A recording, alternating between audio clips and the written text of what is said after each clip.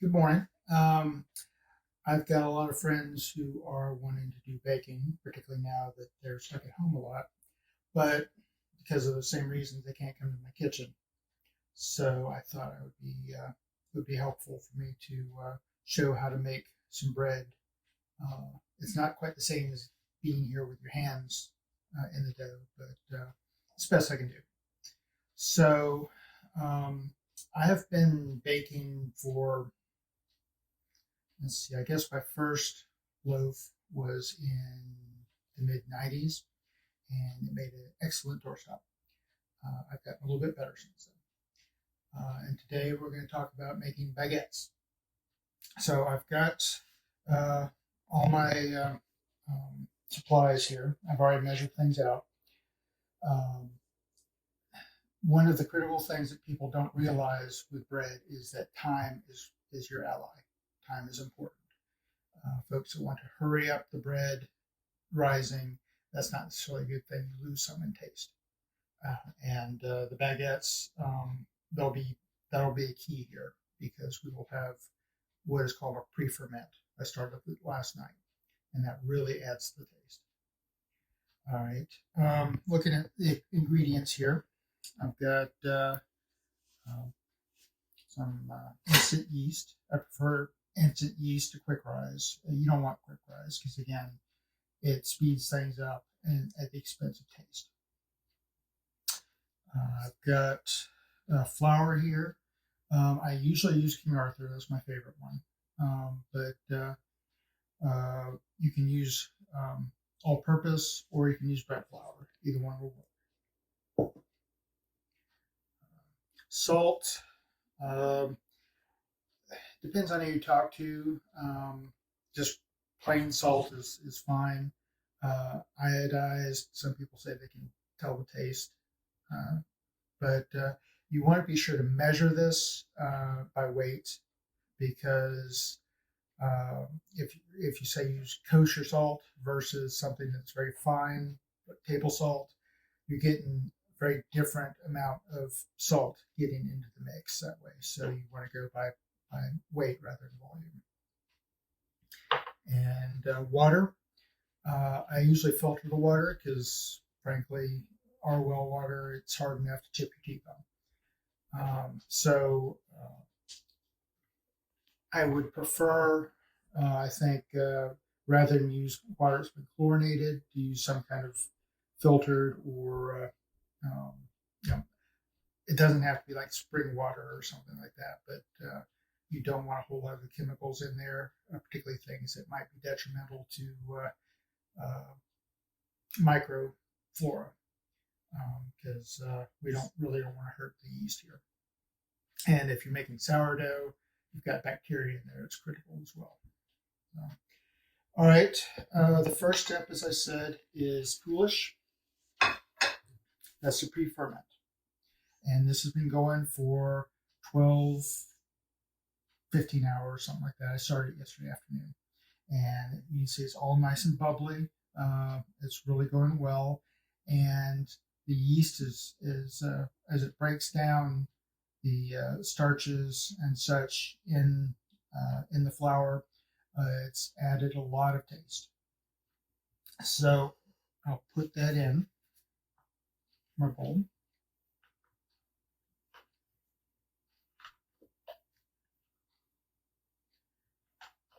And I should tell you the mix for the poolish. It was 210 grams of flour and 210 grams of cool water and a pinch of yeast. And you just put a pinch in there and let it go to town. So I've got the poolish in here. And next, I'll put in flour. And I've got 490 grams of flour. And this is a mix of bread and all-purpose because, times being what they are, it's a lot harder to get things like bread flour these days. Then got the salt, and it's 14 grams of salt. And for the yeast, that's 7 grams of yeast. So I'll start mixing all that up pretty well before we add the water.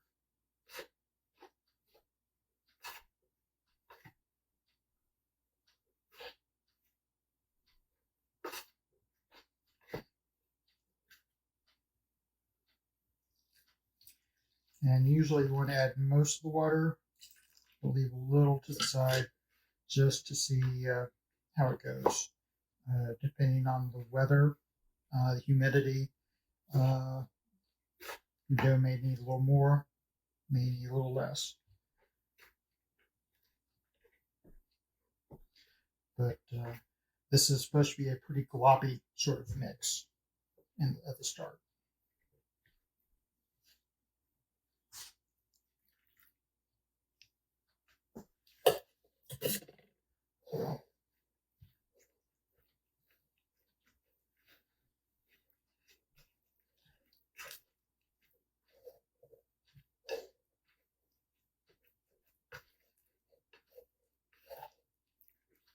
Something I really like about bread making, it's kind of magic. You take water and some powders, give it time, and it rises and forms a unified object.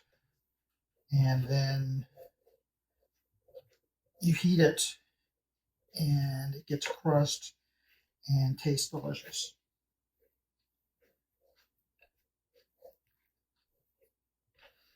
You take any one of the powders and you're not going to enjoy it at all. But you put them all together, add time.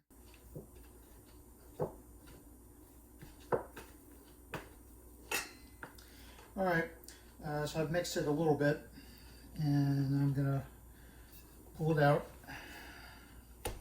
And it's a mess, isn't it? It's all gloopy. Very sticky. But this is where we knead it. And there are different ways of doing the kneading. For a very wet dough like this, it is hard to just fold it and knead it. But there are things you can do.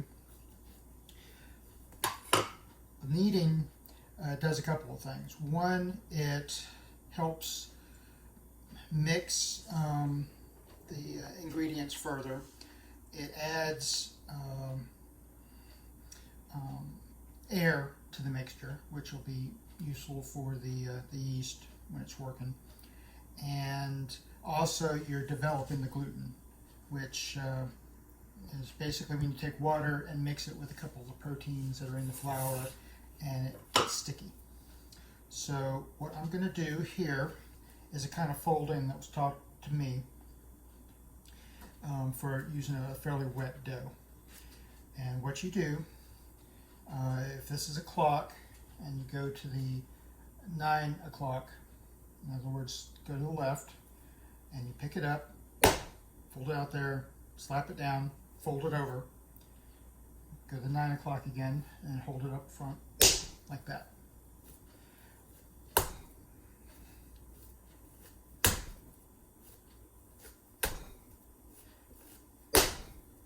So what it does, it kind of stretches it out, gets the gluten developed. I talked to one baker. She said she did this about 100 times or so. I'm not going to do it quite that many.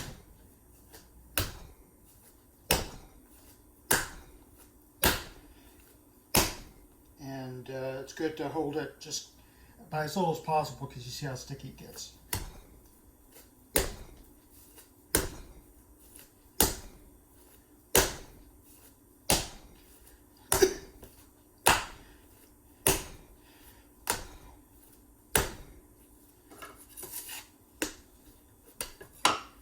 Alright, so you see it's still pretty sticky.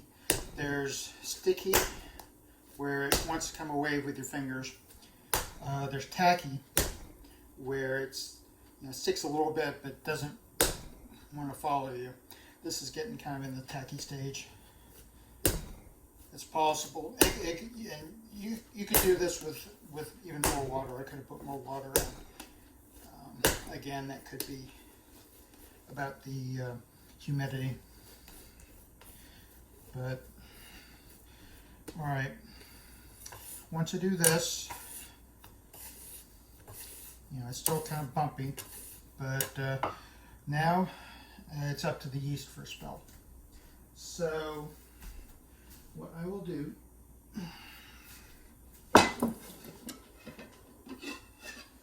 is I'll spray some Pam in there. Put it in there. A lot of people will put plastic wrap over it to get a good seal. I'm usually fine just putting a plate over it. So it's going to rise for about an hour and a half. About halfway through that, I will take it out and fold it. Basically, take one end, flip it, take one end, take one end, take one end, flip it, and then put it back in there. And other than that, just let it do its work. So while I'm waiting to do that, I'll clean up a little bit. You don't, if you can help it, you don't want to get all this in your pipes, because it being gluten, it's pretty sticky and it'll clog up the pipes after a while. But something you can do is what we call a flour wash. We just take flour, rub it. You'll want to do this over the trash can, but that'll help get all the goo off of there. And then whatever's left, you can wash it, but that'll get the bulk of it off. Okay, and we'll get back in a bit. All right, hello again. It's been about an hour and a half. I wanted to point out, I've had people, when I work on bread, they say, so when does the sugar go in? When does the butter go in? Well, this is lean bread as opposed to enriched bread. So no sugar, butter, milk, anything like that. It's just the powders and water. So, all right. So you can see here the dough is a lot smoother than it was. That's what some time will get you. Time, and I did fold it once, but even then it was looking good. You see that the bottom is starting to bubble a little bit here from the yeast working. So what I'm going to do is just roughly cut it into 4 pieces. You can measure if you want. I usually don't worry about it too much. So, and then what I'll do is fold it roughly in a bowl, and then it's going to sit for about 20 minutes. Gets kind of used to the idea of being away from the rest of it.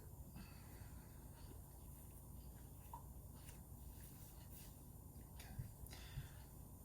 You can see that they're not quite the same size, but that's okay. Cover them up, and I spritz them a little bit with some water, just to keep them from drying out. Alright, and while I'm waiting, let me show you a couple of things of what's going to go into the oven. Alright. Now, I use a baking stone. Probably the main thing that a stone like this would do is to keep the heat at a high level. This is a good thermal mass. Every time you open the door of a house oven, the heat drops significantly, and it takes a little bit of time to rise up. Here, the heat stays up there, and it heats up, reheats the oven much more quickly. and that's a good way to help develop the crust. Now, one of the downsides to a stone like this, a ceramic stone, is that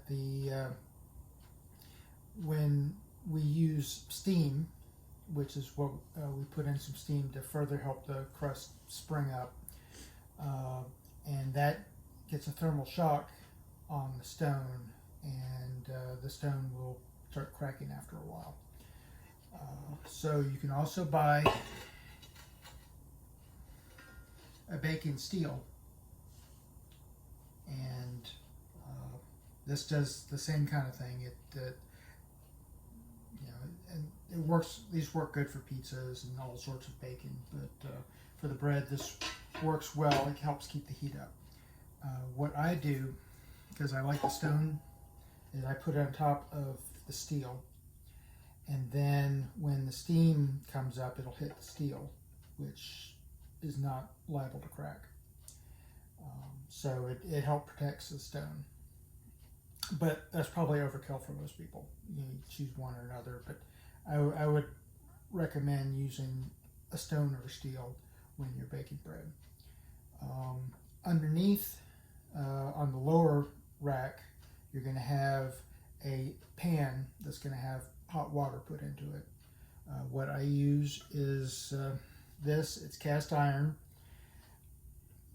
You got to be careful with it, because cast iron, it can be brittle. It doesn't handle thermal shock very well, but it really handles a lot of heat. It holds a lot of heat in it. So what I'm going to do when I start working on, once I get the bread shaped and everything, is I'm going to have the oven start heating up, and it'll be heating for like 45 minutes, and so that everything is good and hot when I put this in. And then when I put water in, it's going to be boiling, so that it won't shock the cast iron very much.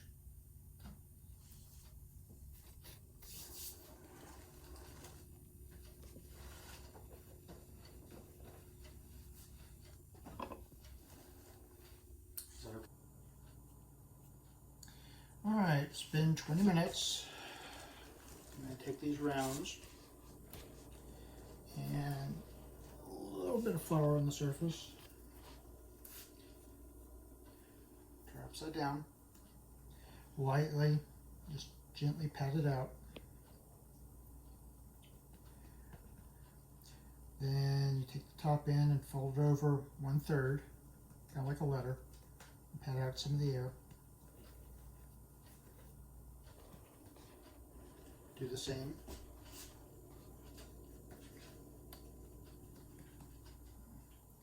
And pat out some of the air. All right, the next bit is what's going to make it turn into a baguette. So with your left finger, or left thumb, kind of push it in, fold it in, and then with the right, seal. So what you're doing is the outer surface here, you're tightening that up. You want to tighten up the skin. You turn it over, and flip it, and do that again. Same area. So you've got the seam on where is going to be the bottom. All right. Now you're going to shape it further. You're going to stretch it out, but you don't do it by pulling. You have to just gently flatten it out. What you do, you curve your hand like this.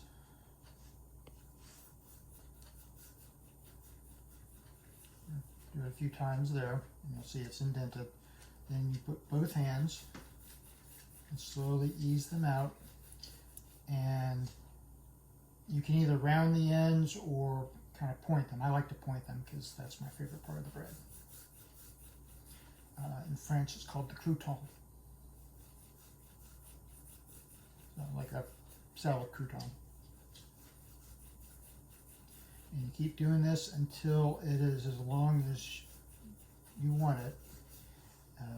In professional ovens, it can be like 2-3 feet long, but in my home oven, obviously I can't get it that big, so I have to get it about the size of what can fit on the stone.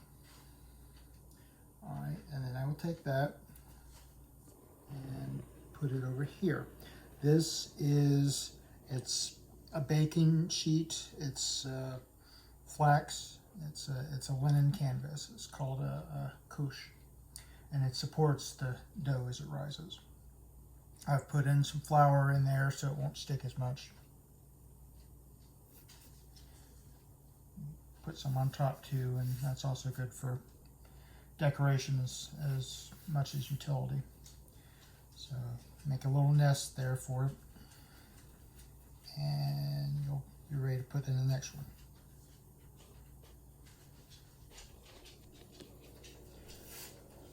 Okay. Alright, so do the next one. This one's going to be a pretty fat one, I think, because I can't make it too long.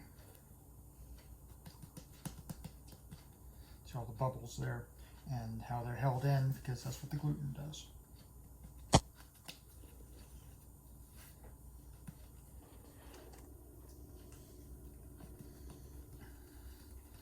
Wheat flour forms gluten.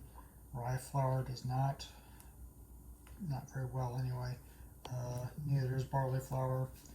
So that's why rye bread does not rise particularly well.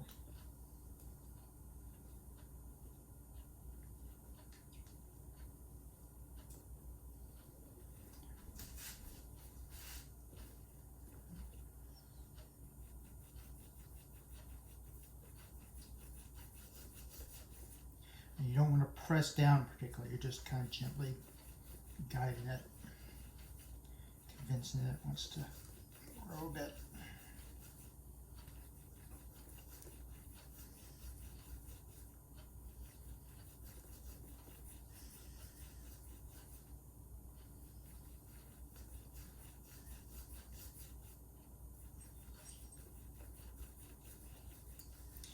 And again, you put that down, seam side down.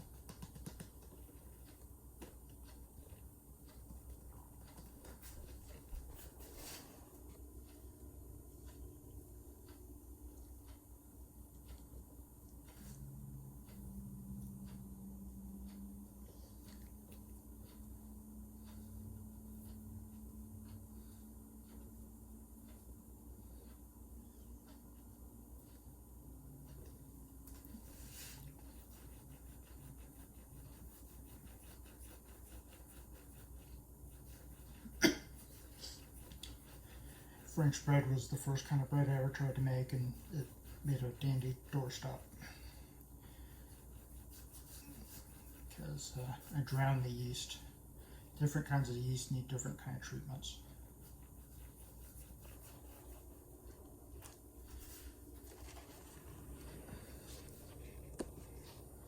But from there, I went to a bread machine, and then I went from having the bread machine mix the dough, and then me shaping it to me just doing the whole thing from scratch. All right, so that is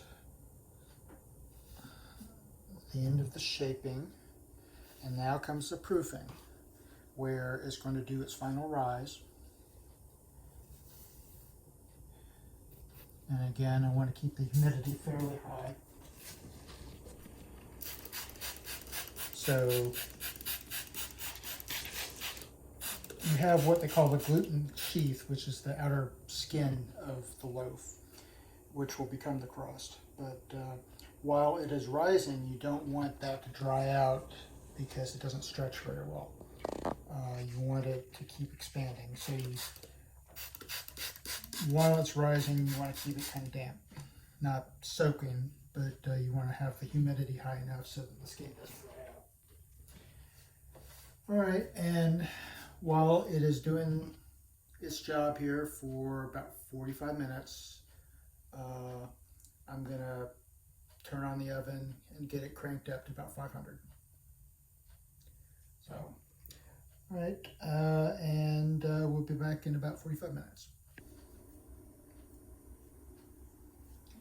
And we're back. It's been about 45 minutes. If your kitchen is warm, you can go closer to 30 minutes. But let's go ahead and take a look and see what we've got. Yeah, those look pretty good. All right, now let me introduce you to the next batch of tools. We've got the peel.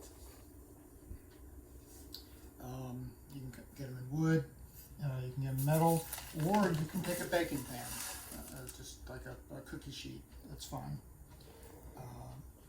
And I usually use parchment to keep things from sticking. Parchment paper is fine. If you want to go a little more old-fashioned, then semolina or cornmeal along the bottom of the loaves will work out fine. Next, I'll show you a blade that we use to score the bread with. And this is the lamb, although honestly you could use a sharp knife or a razor blade. I'll probably be just using a razor blade.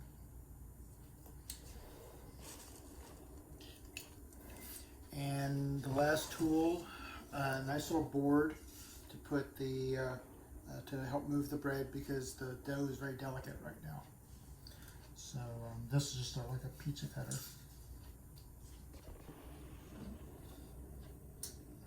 On there. Go.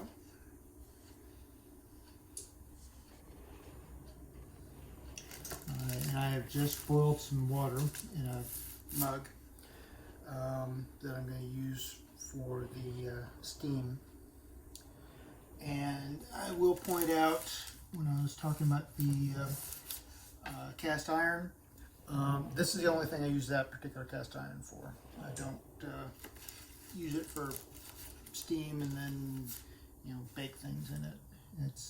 This is its only purpose. All right, so next I'm going to score, which means basically just cutting lines in it. And the big part used for this is it helps the bread expand, and it also, some of the large air pockets, if there are any out there, it'll cut them, and it makes it look pretty. So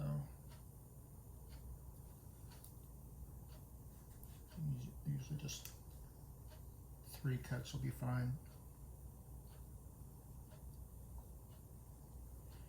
In the middle, and you'll see how they expand. All right, so I'll put this in, and then put the water in.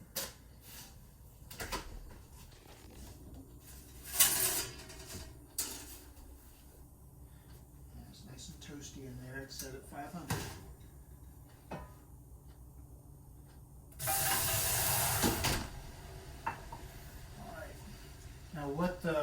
steam will do is it makes and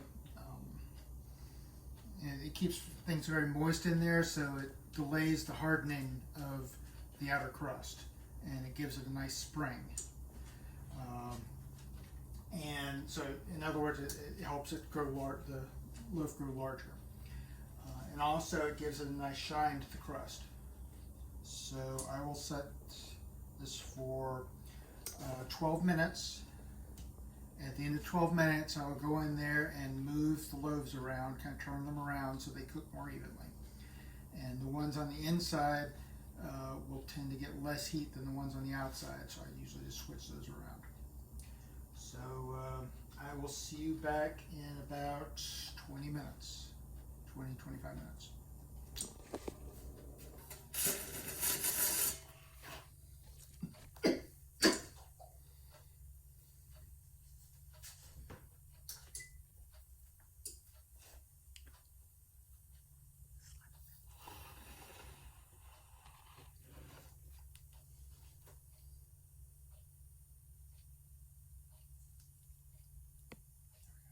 Hear that?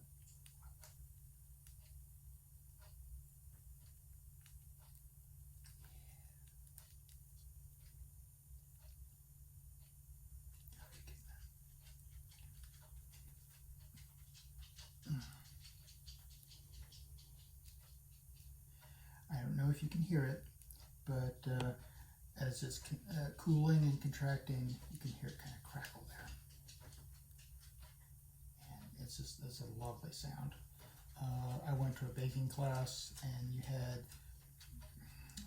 20 people, all had made loaves, and as the loaves came out and were on the rack cooling, wow, it was just like rain. It was all the crackling. You've got these are pretty dark. I actually like them a little bit darker than this, but the sugars, as the sugars heat up, they kind of caramelize on here, and that's what makes it kind of dark. Some of these expanded more than others. This one was quite pretty, but it's all good and it's all tasty. You try these with olive oil, or maybe a nice European butter. It's very good. But again, I'd wait until it's cooled down, so that until everything stops cooking in there. So that's the baguette. And don't despair if it doesn't come out right the first time. Try it once or twice a week. Try it until you get kind of the feel of it. Once you get the knack, feel free not to tell your friends how easy it is. Let them think you're just that amazing. I'll post notes below, and please leave questions or suggestions in the comment section. All right. Enjoy.